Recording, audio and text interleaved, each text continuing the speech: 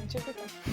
O să înlocuiască în viitor inteligența artificială oamenii? Inteligența artificială o să crească din ce în ce mai mult și magazinele o să elimine vânzătorii. Pe plan mental, nu cred că te ajută. Totuși am observat faptul că inteligența artificială poate să simuleze empatia.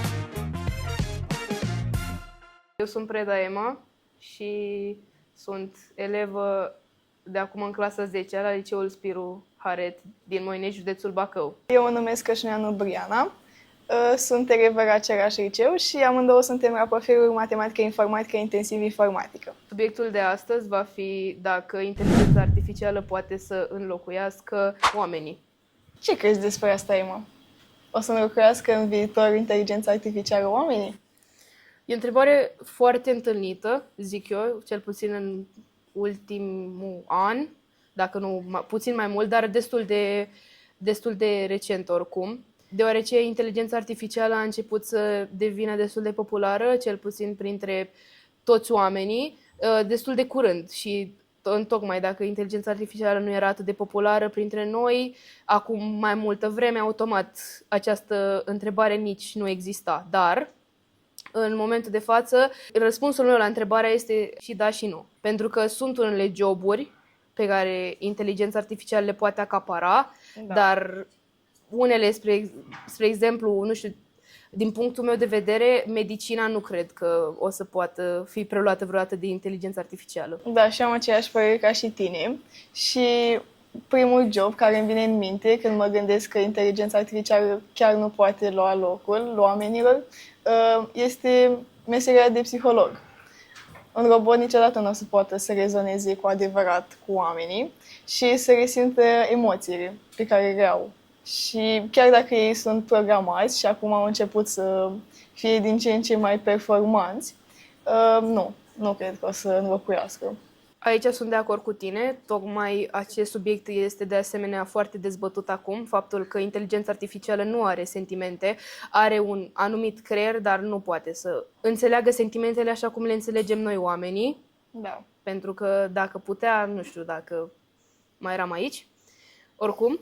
Și da, asta este o mare diferență dintre noi și inteligența artificială, chiar dacă totuși am observat faptul că inteligența artificială poate să simuleze empatia, adică, spre exemplu, dacă te duci pe ChatGPT, că este una dintre cele mai populare platforme de azi, adică toată lumea știe să o folosească și așa mai departe, dacă îi spui că ai o problemă, dacă îi spui că ți-a murit cineva apropiat sau și așa mai departe, o să încerci să te facă să te simți mai bine, adică o să zică că totul o să fie bine. Da, dar nu se compară cu vorbele unui om. Nu, cu siguranță nu se compară să stai cu un om așa cum stau eu cu tine față în față acum, să vorbești, să te plângi și așa mai departe. Nu o să compare niciodată, dar încearcă, asta e ideea, încearcă să simuleze emoțiile. Da, dar uite, de exemplu, acum la magazin este mult mai ușor să-ți plătești singur. Nu mai ai nevoie de un vânzător care să facă asta și mi se pare că este foarte cool că poți să economisești timp și nu mai stai la cozi. Da, asta e foarte tare dacă stai să o iei doar dintr-o singură parte, dar dacă stai să o iei puțin din ansamblu, realizăm că inteligența artificială o să crească din ce în ce mai mult și magazinele o să elimine vânzătorii, o grămadă de joburi se vor pierde, pentru că vezi magazine la orice pas și... Da, și asta este adevărat.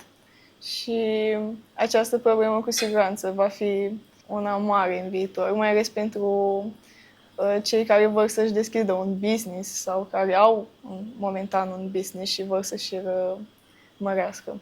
Da, este o problemă și acum o întrebare, cum m-ai întrebat tu, dacă o să înlocuiască sau nu, pe care foarte mulți oameni și-o pun și au și de ce să și-o pună, au de ce să se simtă în pericol. Zilnic. Evoluează zilnic și când vezi că parcă atunci când vorbești cu ChatGPT e ca și cum îi da mesaje unei persoane, chiar dacă, bine, vezi așa, da.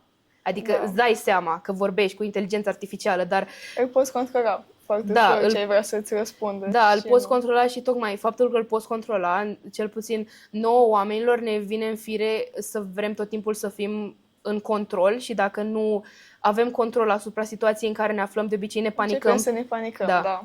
Și tocmai noi nu avem niciun fel de control asupra evoluției inteligenței artificiale și cred că asta ne sperie cel mai tare. Ușurează munca și timpul. Da. Spre exemplu, acum dacă toți suntem în tabăra în care suntem, poți să rogi pe ChatGPT să-ți facă un site în HTML și să îți facă el totul, trebuie doar să dai copy-paste și... Da, dar mie personal aceste metode vin în ajutorul tău și economisim timp, dar în același timp pe plan mental nu cred că te ajută să Nu, absolut nu. Adică îți ușurezi munca zilnic mereu și să ai un minim de gândire. da, asta automat, adică orice adult, să zic așa, de peste 40 de ani, acum dacă o să-l întrebi despre telefoane, o să zică că telefoanele sunt o porcărie și că de ce stăm atât de mult pe telefoane și asta este o mare problemă, într-adevăr, pentru că, dau exemplu la matematică, când îți faci tema sau așa, nu mai faci calcule din cap, le faci direct pe calculator și după aia te trezești că nu mai știi cât face 57 plus 60 sau o chestie foarte simplă, te trezești că te uiți așa în gol și realizezi și după aceea se duce mintea la altceva, pentru că automat... Că nu-ți mai soliciți creierul. Nu-ți mai soliciți creierul. Răbdare, ne pierdem Da, răbdarea. exact. Atenția pe care o Da.